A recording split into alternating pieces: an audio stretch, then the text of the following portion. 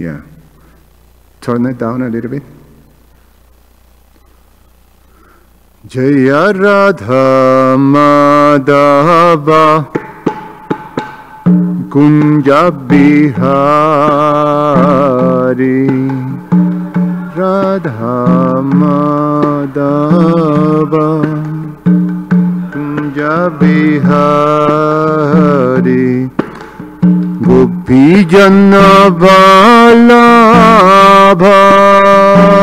Girivaradhari Gopi Jana Vallabha Girivaradhari Gopi Jana Vallabha Girivaradhari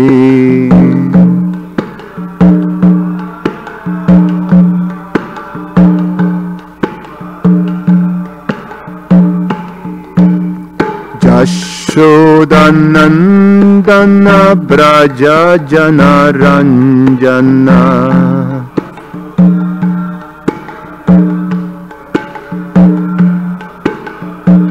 Yashodanandana Braja Jana Ranjana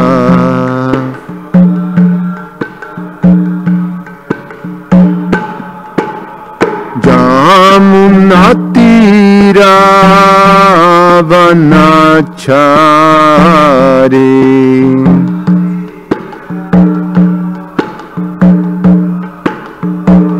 Jamunatira Vanachari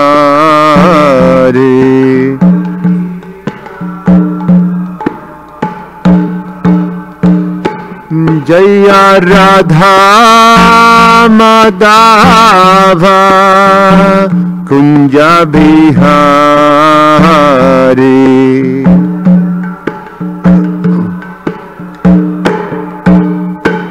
Kunja Bihari Jayam Vishnupad Paramahansa Parivrajagacharya Ashtotara Shatashi Srimad His Divine Grace A.C. Bhaktivedanta Swami Srila Prabhupada Ki Jayam Vishnupad Paramahansa Parivrajagacharya Ashtotara Shatashi Srimad His Divine Grace Bhaktisiddhanta Saraswati Goswami Maharaj Srila Prabhupada Ki Ananta Koti Vaishnava Vrinda Ki ISKCON Founder Acharya Srila Prabhupada Ki Prense Kaho Sri Krishna Chaitanya Prabhu Nityananda Sri Advaita Gadadhar Shivasadi Gaura Bhakta Vrinda Ki Shishi Radha Krishna Gopa Gopinath Shamakunda Radhakunda Giri Govardhan Ki Grantara Srimad Bhagavatam Ki Gaura Premanande.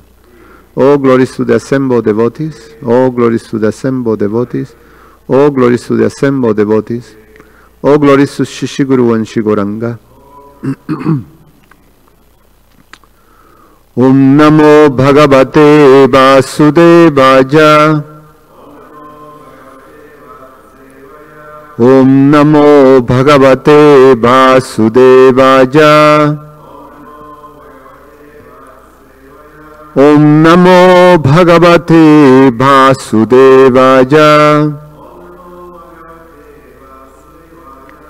Reading from Srimad Bhagavatam, Canto 10, the Summon Bonan, Chapter 12, the Killing of the Demon Aghasura, Text 39.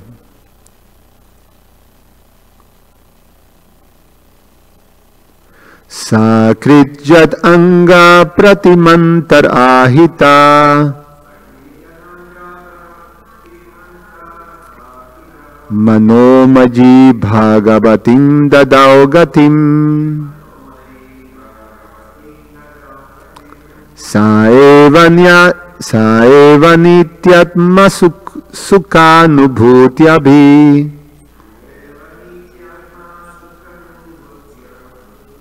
Vyudustamayon kim hikim puna Vyudastamayon targato hikim Vyudastamayon targato hikim puna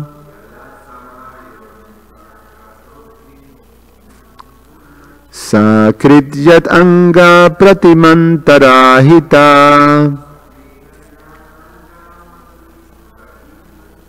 Manomaji bhagavatim dadao gatim Saeva nityatma sukhanubhutyabhi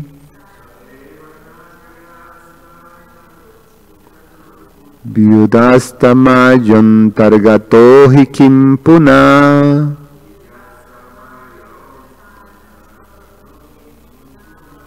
Sakrityat anga pratimantarahita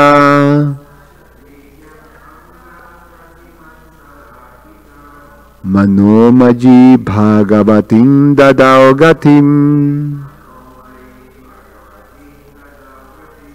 Saeva nityatma sukhanubhutyabhi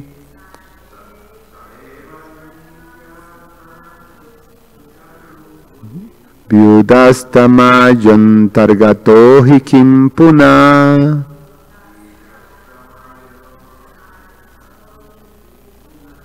Please chant.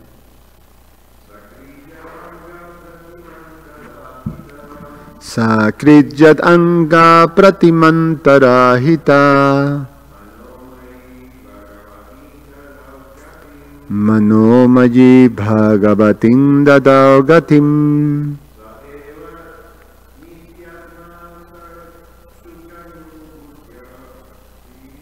Saeva nityatma sukhanubhutyabhi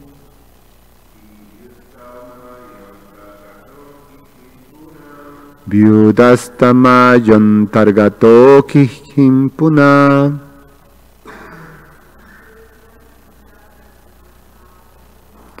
Sakrityadanga pratimantarahita Manomaji bhagavatim dadao gatim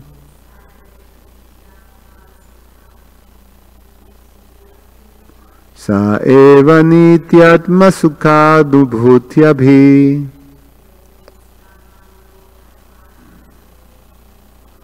Vyudastamayantargato hi kim puna.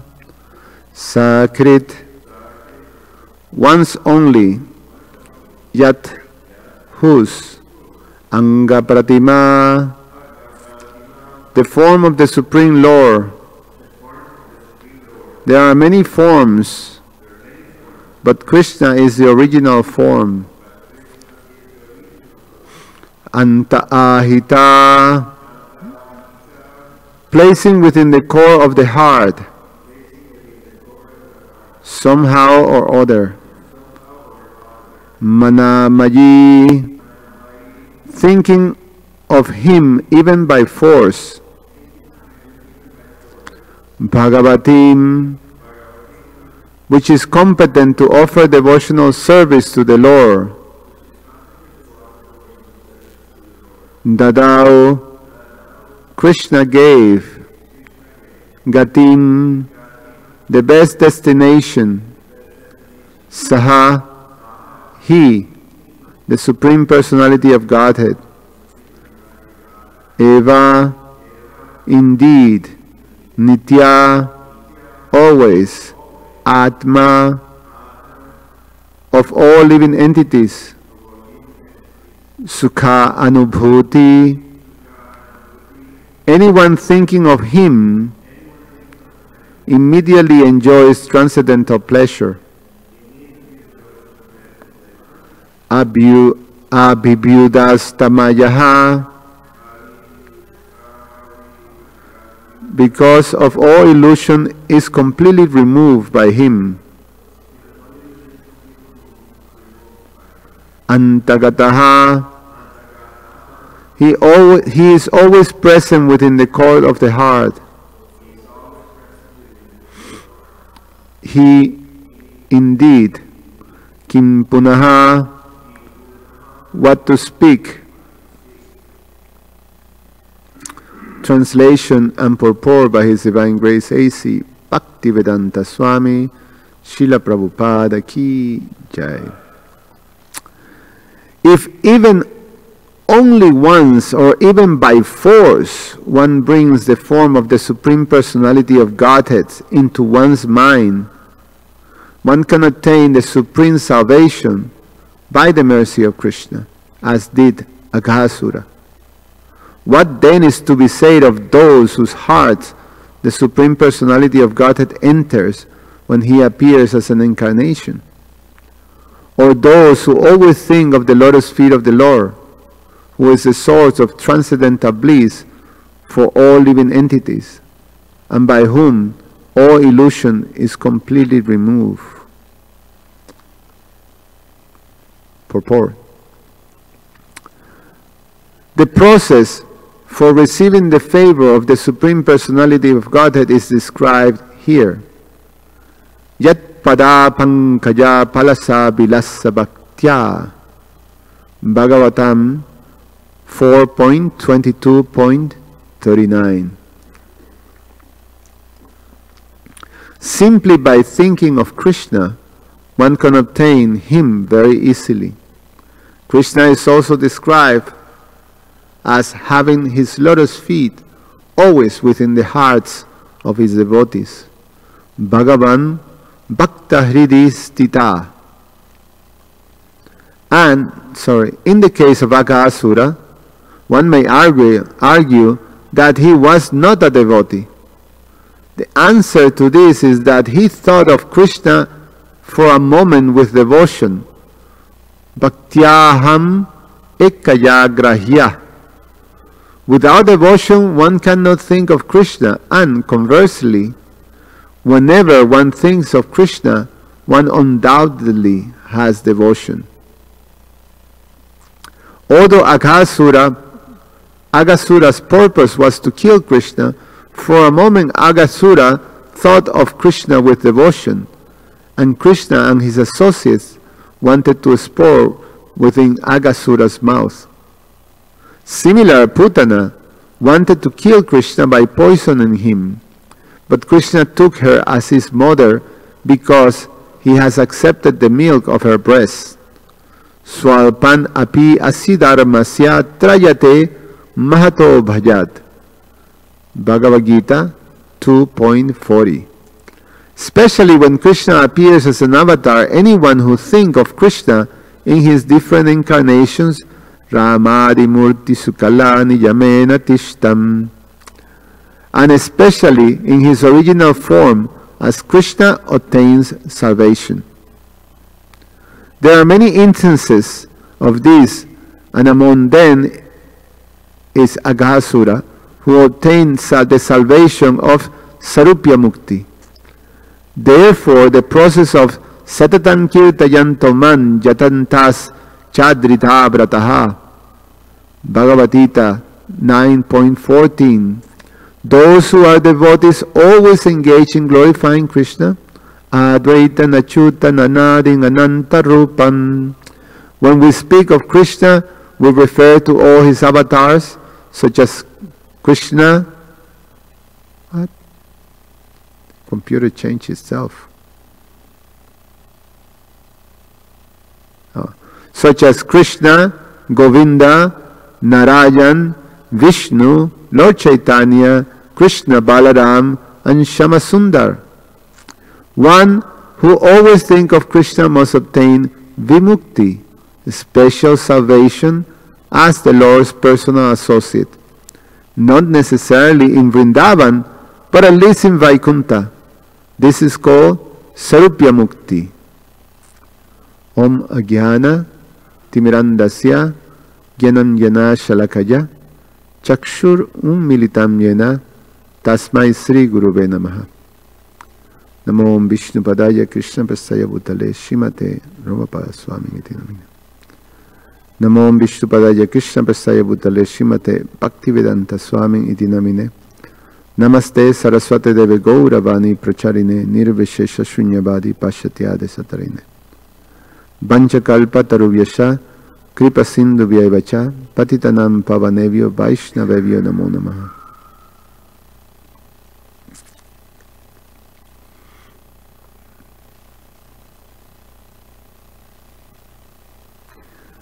this is a very important principle that is at the heart of the instructions, of the guidance that Krishna gives us in the scriptures for achieving perfection or achieving the goal of life. That the ultimate test for the living entity comes at the time of death. And the position that one have to have, or the qualification that one have to have at the time of death to be able to obtain perfection, is that one thinks of Krishna within one's heart with devotion.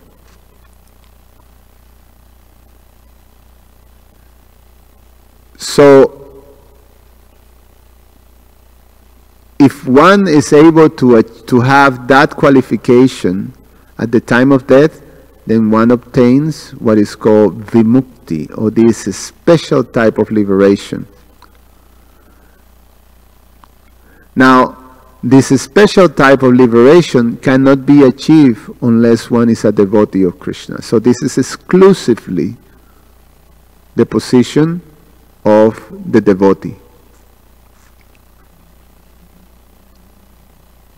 Without devotional service to Krishna, then one is not able to achieve this vimukti. It is possible to achieve mukti, but not vimukti. The mukti that is achieved by those who are not devotee of Krishna, the highest thing that they can achieve in terms of liberation is this sayuya mukti, or impersonal liberation, to merge into the effulgence of the Lord. But although they have achieved this mukti, this liberation, that's actually not liberation. The explanation is that in the mind of the person who is not devotee of Krishna, they think that they have achieved this vimukti, or this ultimate liberation, but it's actually an illusion. And they will come down again into the material world. They will fall down again. From that position of liberation, they will fall down again. So it's not really liberation.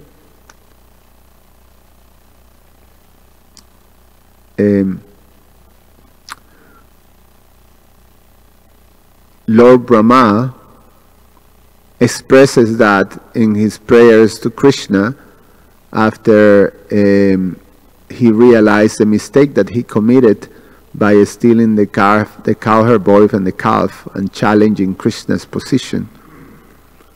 Then he offered these beautiful prayers, and then he offered this famous prayer. He first highlighted the position of the devotees who take the lotus feet of the Lord. So it is mentioned here that what to speak of the devotees who always who take the lotus feet of the Lord within their hearts. So Lord Brahma said that the devotees take shelter of the lotus feet, and the lotus feet of the Lord becomes the boat by which they can actually cross the ocean of material existence and obtain this vimukti, or special liberation. And then he says that all of others, the non-devotees, janyera vindaksha vimukta maninas. So this vimukta, which is the word that Prabhupada used here, translates as a special type of liberation, or vimukti. So vimukta maninas, maninas means in their mind they think they're perfectly liberated. So Jeniera Vindaksha Vimukta Maninas Twayi Ashtabhava Avishuddha Buddhaya. That is actually an illusion because their buddhi, Avishuddha Buddhaya, the buddhi, the Buddhaya, is Avishuddha. Shuddha means pure, and Avishuddha means impure. So their intelligence is still contaminated. So because of the contaminated intelligence and understanding, they have this illusion, or they believe within their minds that they're perfectly liberated. Avishuddha, Twayi Ashtabhava Avishuddha Bujaya, Aduhyo Krichena Padam Padam Tata. That after so many austerities and hard work, penances, they actually obtain that highest position that in their mind is the perfect position of liberation. So after their austerities and their penances, they obtain this, they can obtain this Sayuja Mukti. Then Lord Brahma said, very soon, Aruhyo Krichena Padam Padam Tato Nadita Jushman Angra Jaha. Tato something Jushman Angra. He says that very soon they will fall down for that position of imaginary superiority. They fall down from that position because they neglected the lotus feet of the Lord. So liberation means that one thinks of the Lord with devotion at the time of death. And in the verses say, even by force, if you think, then you can achieve liberation. And that's the case of Aghasura, that by force, by Krishna punishing him, then at the time of death, he was able to think of Krishna with devotion. So with devotion, why? How is that he think of Krishna not out of fear, but actually with devotion?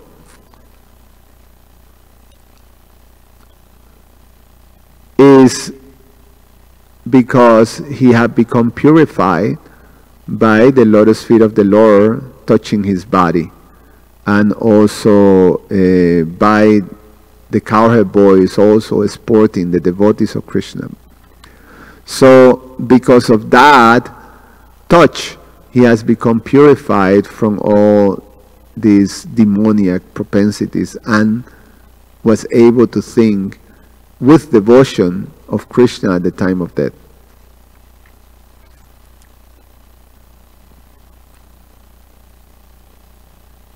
If that devotion is not there, then you're not ready. It happens with Ajamil. At the time of his death, when he was dying, by calling Narayan, his son, the devotion that was there in his early days was reawakened, but he was not fully ready yet. So the full devotion of thinking of Krishna was not there, so he had to wait another life to obtain that perfection. He was given a second chance. So that's the book, Second Chance. Now, this is a position of the yogi, this is a position of the transcendentalist, that you prepare your life by the performance of austerities, and you receive somehow or other, you have to take shelter of the lotus feet of the Lord, and then develop this natural devotion. So to be prepared for the time of death. Now in the Bhagavad Gita, Krishna gives the same principle to Arjuna. The whole idea of the process that Krishna recommends for Arjuna, and the fact that the process he have recommended for the majority of the people of Kali Yuga is the same principle is given. So the process that Krishna gave to Arjuna is the process of working, or this what is called Niskam Karma Yoga, or working, sacrifice, and doing everything you do is to be done for the pleasure of the Lord. So through work you obtain perfection, even while being afflicted by the bodily conception of life. If you are guided by transcendental knowledge by a spiritual master and engage in the works of Krishna consciousness, then you can obtain perfection. You can obtain the same perfection of the great yogis. So the process that Krishna recommends is that you become a devotee. That you become a devotee and you dedicate everything you do, everything you eat, everything you give in charity, every austerity you perform, you do that as a sacrifice of a service for the pleasure of Krishna. Jat karosi, jat adnosi, jat dadasi, jat adnosi, dadasi, jat. I'm getting a little forgetful on that. But the principle is you cultivate the life of devotion. And so Krishna established in the 6th chapter at the end that devotees is the highest of all. To be a devotee, that's the highest yogi. And then in the 7th chapter, Krishna, in the Bhagavad Gita, Krishna goes to explain knowledge of the Absolute. That how that yogi, the bhakti yogi, or how we as taking up to this bhakti process, bhakti yoga, how can we see Krishna constantly and think of him? And so he explains that we can understand that Krishna is the cause of all causes, both material and spiritually. We can actually see him in nature too.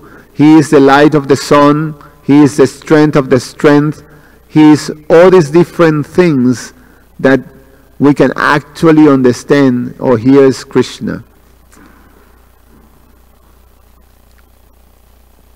And then at the end of the 7th chapter, he says, those in full consciousness of me, who know me, the Supreme Lord, to be the governing principle of the material manifestation, of the demigods, and of all methods of sacrifice, can understand and know me, the Supreme Personality of Godhead, even at the time of death.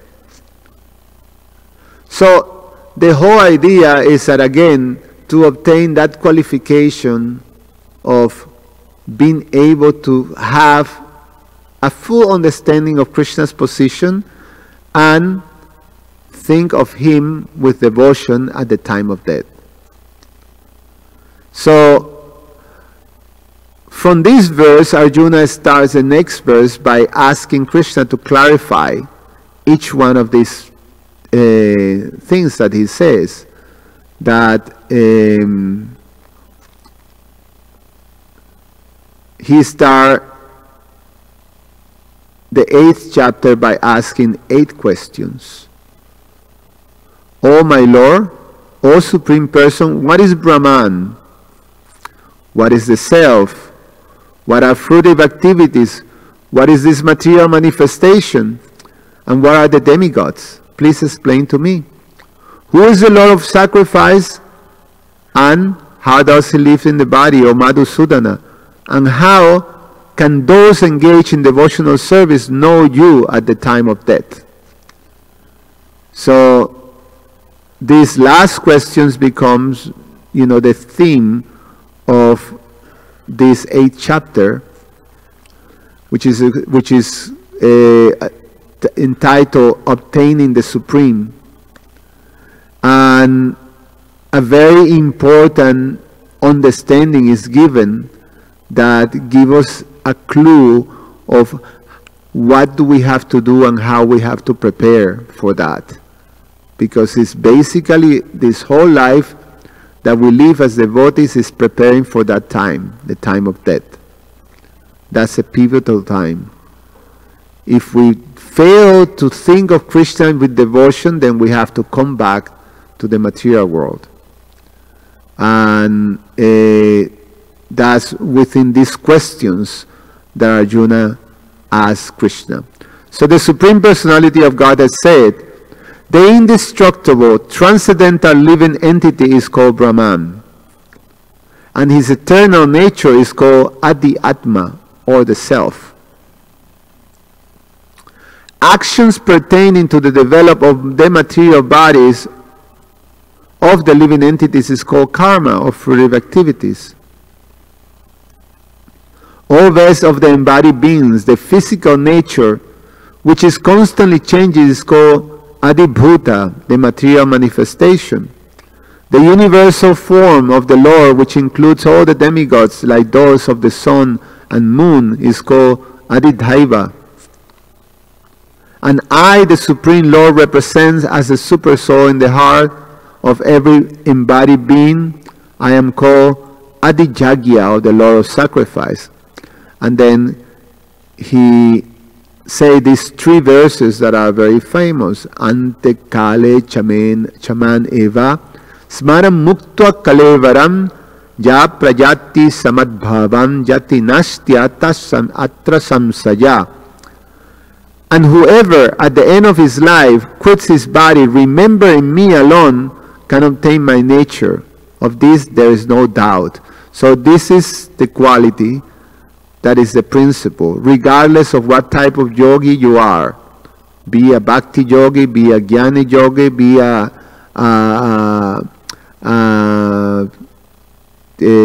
yogi, whatever it is, you have to come to this position to obtain the actual liberation, vimukti. Without that, no possibility. Then what happens if you don't? Then that is the next verse. That is Yam yam vapis marambabam tyayatyamte kalevaram tamtan evaiti kaunteya sadatat bhava bhavita.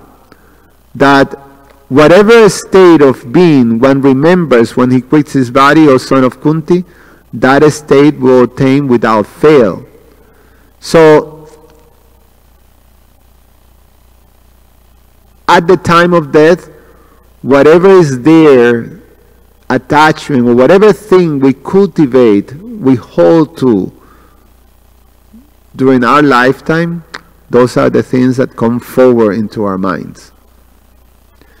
In general, we receive this common knowledge that is there, that at the time of death, your whole life flashes in front of you. And then there's those things that you hold more dear that are the ones that take prominence at the time of death. So therefore, for an attached person, death is a very traumatic experience. because you are becoming aware that those things that are most dear to you, their end is coming. It's going to be finished, taken away by death. So the experience is very, very difficult. So so whatever is there, that's what is going to come. That's what is going to come. So if Krishna is not there with devotion, then you have to come back. Then that state will be your next life. So in the previous question, Krishna answered to Arjuna that the activities that we perform during our lifetime, that's what's going to dictate our bodies. So that is what karma is. So according to the activities that we perform, then we receive a particular material body. But when it comes to Krishna's recommendation to Arjuna, and this is the instruction that Krishna gives to all the practitioners of this process that he's recommended for Arjuna. Tasmat sarveshu kaleshu man anusmara judyacha mayarpita mano buddhir man evaishasya samsaya. Therefore, Arjuna, you should always think of me in the form of Krishna, and at the same time carry out your prescribed duty of fighting. With your activities dedicated to me and your intelligence, and your mind and intelligence fixed on me, you will attain me without a doubt. So that is the principle of life by which we cultivate and we prepare ourselves. That's what Krishna recommends. So the meditation is in Krishna. And well, how we do that? Well, while we're doing our duty, while we're doing our work, in the case of Arjuna was to fight. But in the case of any one of us, whatever duty we have, we do that thinking of Krishna constantly, all the time. And we dedicate our actions and our activities to Him, and with our mind and an intelligence fixed. So that is the practice. That is that is what during our life we do to prepare ourselves. So at the time of death, we can actually think of Krishna. And that's what the process of sadhana bhakti allows to do. So we're preparing ourselves during our life to think always of Krishna and to connect everything we do to Krishna. So at the time of death, that's what is going to come into our consciousness. Now, Sukadev Goswami says that you do that naturally and you obtain that vimukti. And that's what we're preparing ourselves. But he also said that it can happen by force, meaning that you're not prepared, but you receive this special mercy of the Lord. Just like Agasura received this special mercy. Although he was completely disqualified for receiving this vimukti, he was able to receive it, or he was able to achieve that, but by force, by the mercy of the Lord. Prabhupada says to us that you follow during your whole lifetime sincerely the process that He given us and dedicate your life to serving in devotional service. And he says that at the time of death, Lord Chaitanya will come and will interfere and will grab you by the tsika or by the ponytail of the ladies or something like that, and take you back. He will force himself into your heart. He says that, Prabhupada. You remember that, Jitendra Prabhu? Prabhupada said Krishna will force himself into your heart, into your memory, if you sincerely have dedicated your whole life to his devotional service. And even if you're not ready at the time of death, he will force himself into your mind. And it's glorious because we have seen, actually, many of the devotees who have left their bodies. There's so many examples in our ISKCON society of devotees that left their body in a glorious manner, that for the devotee community there is no doubt they went back home, back to Godhead.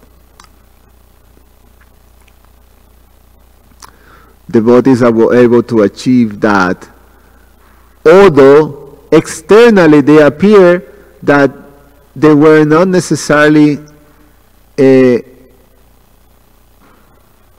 understood. Oh, here's a pure devotee, is a liberated soul. You see some of these great personalities that they're the perfect example of devotees. But then you see these other devotees that they're not necessarily qualified as the perfect example of devotees externally. An example that comes to mind that is a famous one is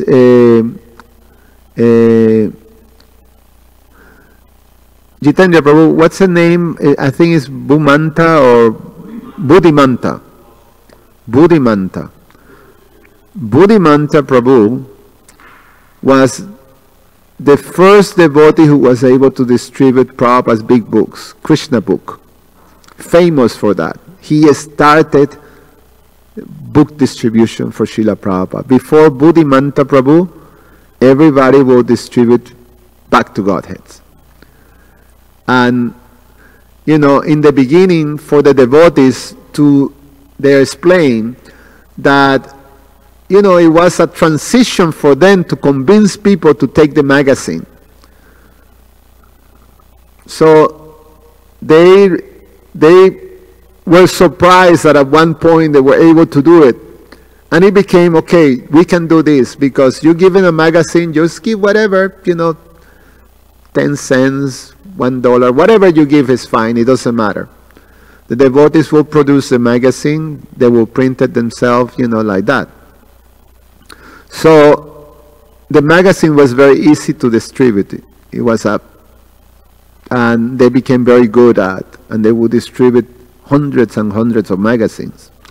Then Prabhupada got this donation for George Harrison and printed the Krishna book.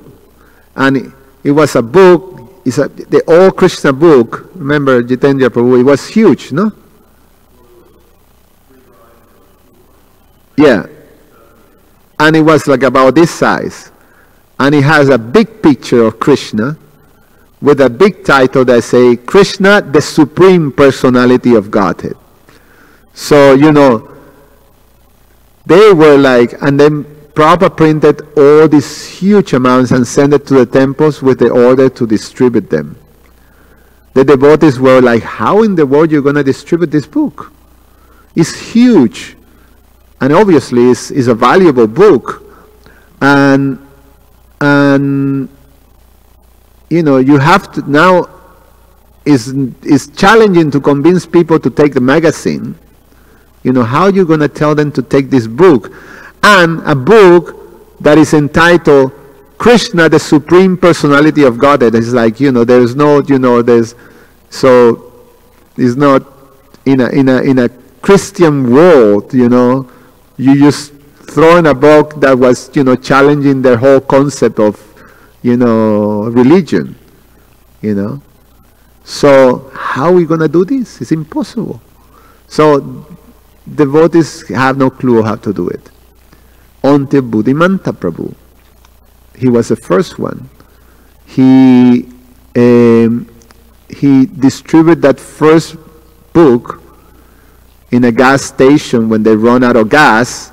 They have no money, and so the only thing that they have was Krishna books that they didn't know how to distribute. So he decided to try to pay the gas attendant with a Krishna book. So he said, well, we don't have money, but we have these books, will you take this book? And the guy looked at the book and say, okay, I take it. So then something came. So he tried again, and they're starting to become successful. So they're able to distribute so many of these Krishna books. Came to the temple, tell all the devotees what they did. The devotees, say, wow, so you did like this. They tried, and like that, it became, the big wave is spread from LA temple that Buddhimanta Prabhu was, all the way through the whole, Krishna conscious, all the temples that Srila Prabhupada had. So he started that, and he became one of the big book distributors for Srila Prabhupada. But after Srila Prabhupada left his body, Buddhimanta Prabhu disappeared. He left the movement. And no one heard of Buddhimanta Prabhu for the next 20 years. We don't know what he did. We don't know what was his life.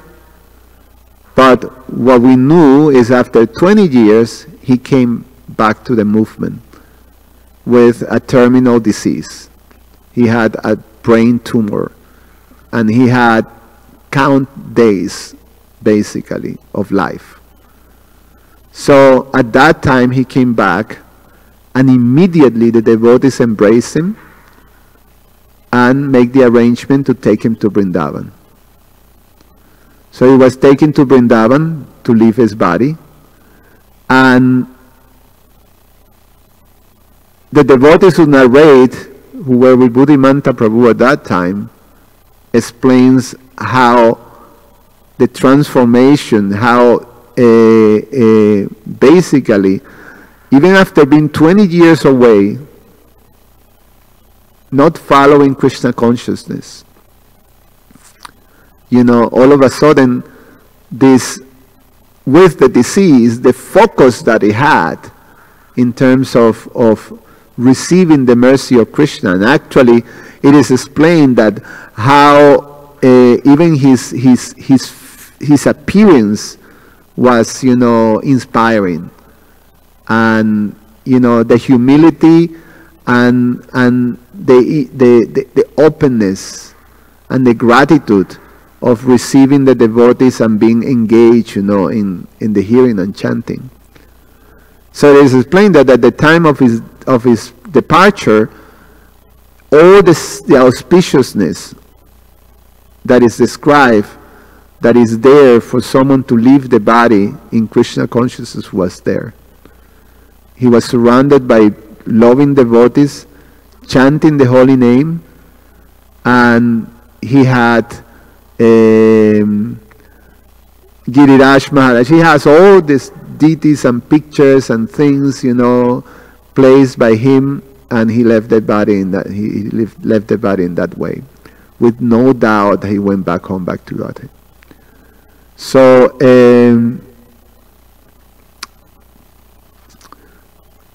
Krishna, Srila Prabhupada, Lord Chaitanya will show. That's what Srila Prabhupada told us.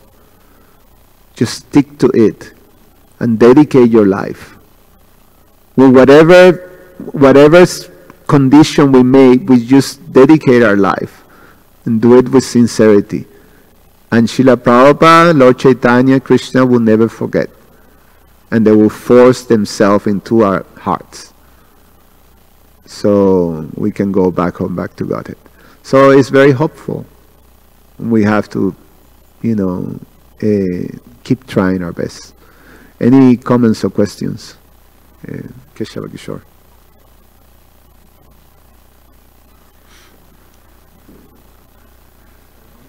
You probably have that red button, number 1. Bring it down a little bit, maybe it's a little loud.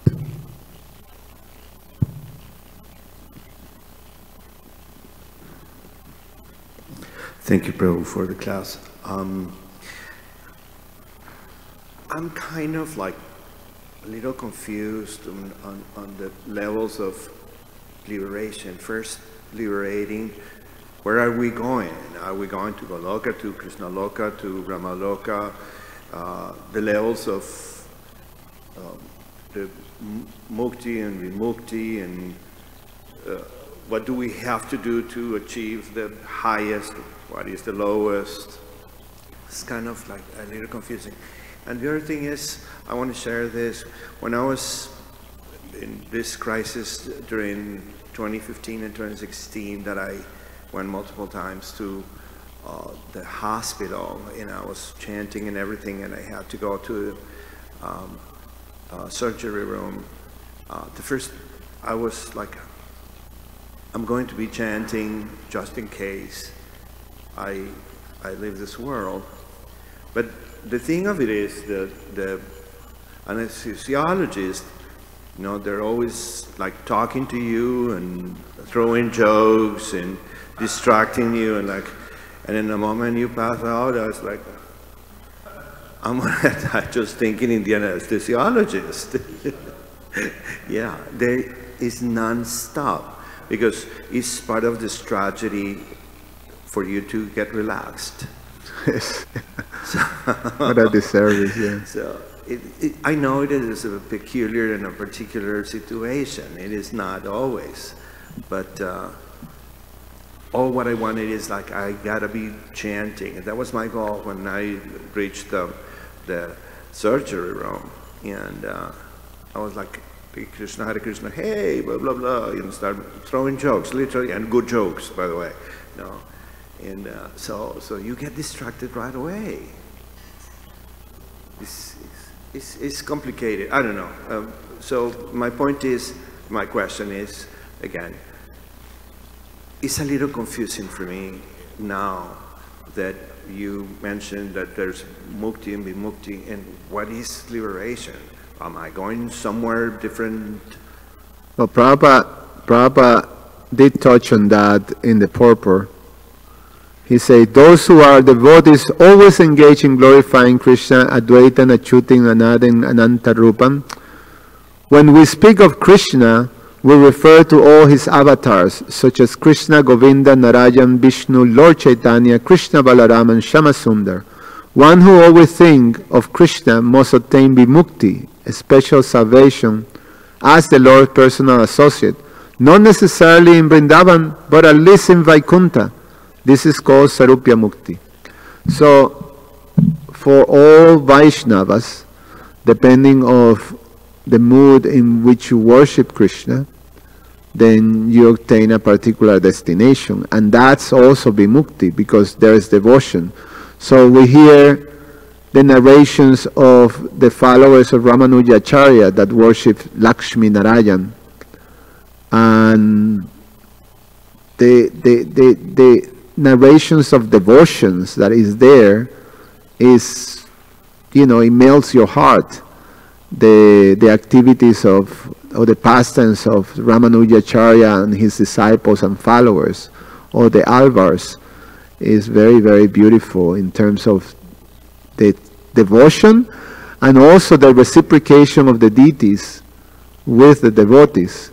There's so many narrations of Lord Venkateshwar or Balaji relationship with his devotees. Sometimes he will go out of the altar and disappear on the night to go and play dice with his devotee.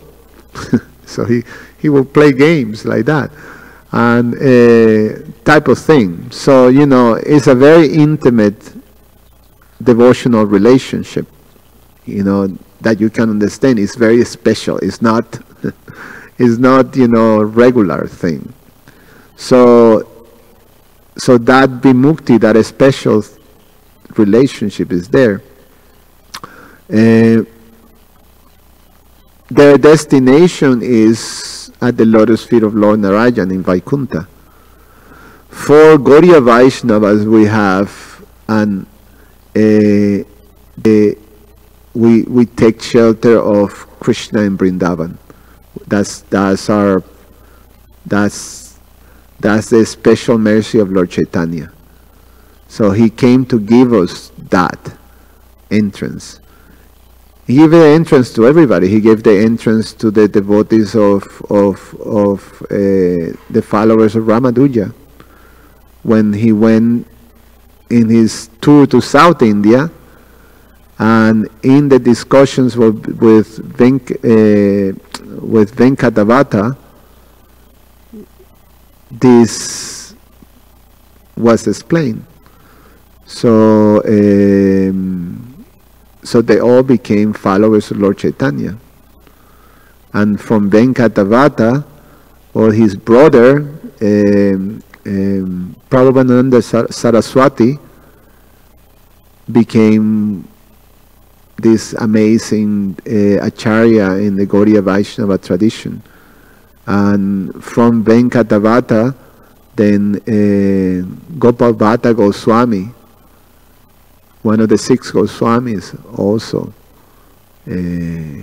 became one of the main associates of the Lord. So for us, that's by taking shelter of Srila Prabhupada, that's going to be our destination. That's what Prabhupada explains. We're receiving that from Lord Chaitanya's mercy. And that's what Srila Prabhupada carries. He carries this Krishna Prema Pradayate of Lord Chaitanya. Therefore, we pray to Lord Srila Prabhupada, Namaste Saraswati Deve Gauravani Pracharine.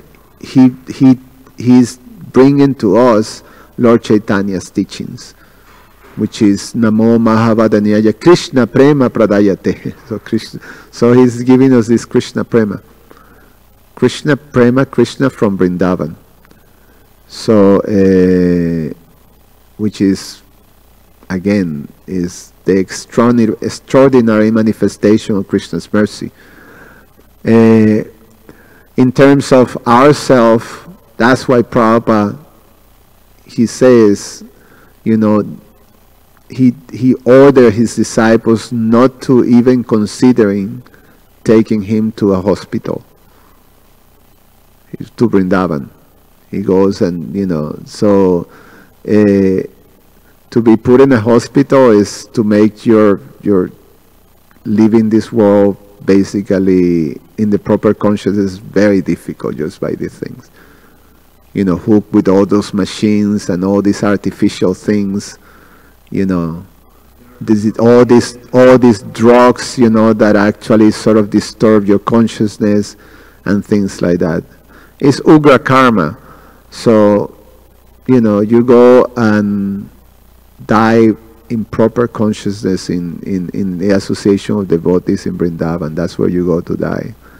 Or you got, you know, or some great devotees like Bhakti Tirtha Maharaj, he, you know, left his body in Gita Nagari at the lotus feet of, you know, the Shishira Damodar.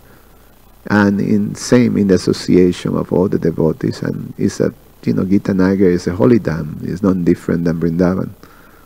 Lord Shishira Damodar presides there. So like that. That's what we choose. And our life is preparing for that. So we have to cultivate that. That's why right now we cultivate that.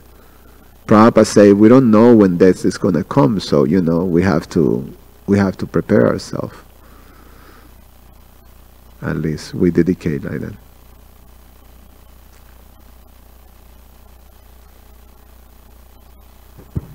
Hare Krishna. Prabhu, thank you for your class. One quote you were mentioning from chapter 9 in the Gita, Yat Karoshi something something.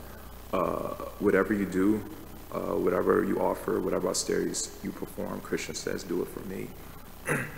And you were basically making a point that's the in this verse also from the Bhagavatam, the demarcation between spiritual activity material activity is spiritual activity means we're doing it for Krishna, we're thinking of Krishna, and material activity means you're doing it for yourself. And sometimes the reason you were mentioning is that we can also perform spiritual activities with the material motivation. And unfortunately, the problem is that's bad preaching for people. They'll think, oh, this is religion. You know, you're acting like a materialist, so this is religion. And that's the problem with doing it with material motivation. And so that verse you quoted reminded me of another verse in chapter 3, verse 9. It says, Yagi arta karmano anyasha loka yam karma bandanaha. How does it go? What's the rest? Karma bandhanam. Karma bandhana. Loko yam karma bandanaha.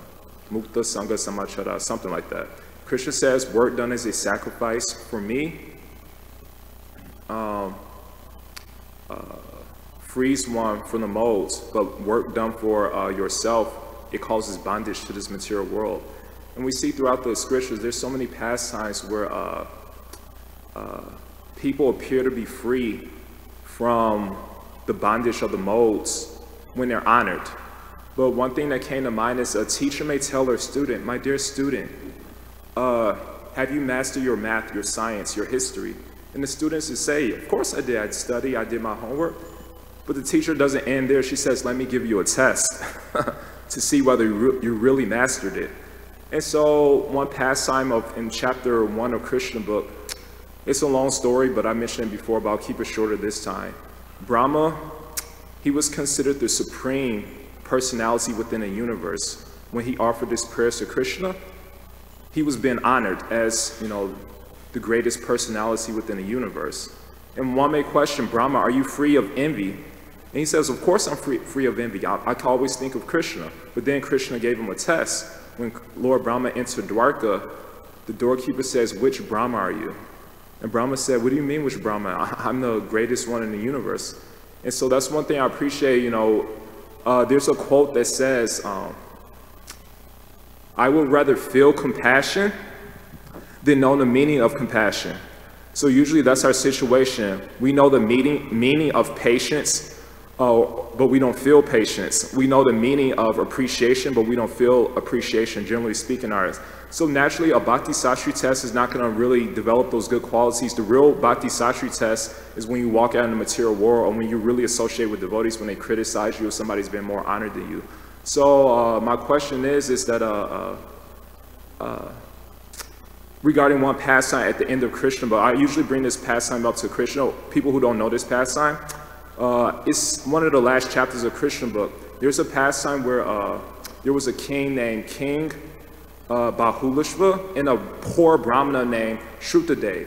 Lord Krishna entered their city of Mithila, and he entered as a celebrity with all the great sages, Shukadev, Vyas, so many great celebrities. And the king and the poor Brahmana, they invited Krishna and the sages to their VIP party at the exact same time. And so I would ask devotees who don't know this question, who do you think Krishna picked? And mostly devotees will say the poor Brahmana. And but that's not necessarily. Sometimes we also equate bhakti with external success, like Prabhupada, you know, he had bhakti because he had external success, but if that's the case, that means the demons have more bhakti than Prabhupada, so that's not the case. But the answer to that pastime is that Krishna picked both the king and the poor Brahmana, because the king was neither proud, nor was the Brahmana envious of the king. And so, and Krishna expanded himself, and he expanded the sages, and then he went to both. So my question is that, how can we, it appears that Krishna puts us in all types of conditions, like quality control tests. They test you, and they test the products in all types of conditions. Similarly, Krishna tests us, he gives us a prestigious position to see whether we'll become arrogant and impatient with others, and he puts us in an inferior position of whether we compete and become envious. So, what are some steps we could take to move forward to embrace all types of positions? Because we see the tendencies, we try to hold on to the top position. But it doesn't matter how much we hold on to the top position, Krishna, boom, kick us to the bottom, and then we become discontent and leave Krishna consciousness, find fault with devotees. So what are some steps we could take to prepare us for all conditions that Krishna may put us in, which he will, sooner or later? Well, the one thing is embracing the process. It's about purification, so meaning that if you're in the process of anartha nivritti, it means that you have, by default, or by, the obvious understanding is that you have some stuff that you have to take care of. You have to clean yourself. So the process of purification is not, the casual, enjoyment thing. Purification means, there's some work to be done, and there's some sacrifice or some suffering. There's something that you have to undergo too. So if we understand that, then we're in the right path. If we understand that we have a problem that we have to take care of, I have to purify myself, then we should be in the right path.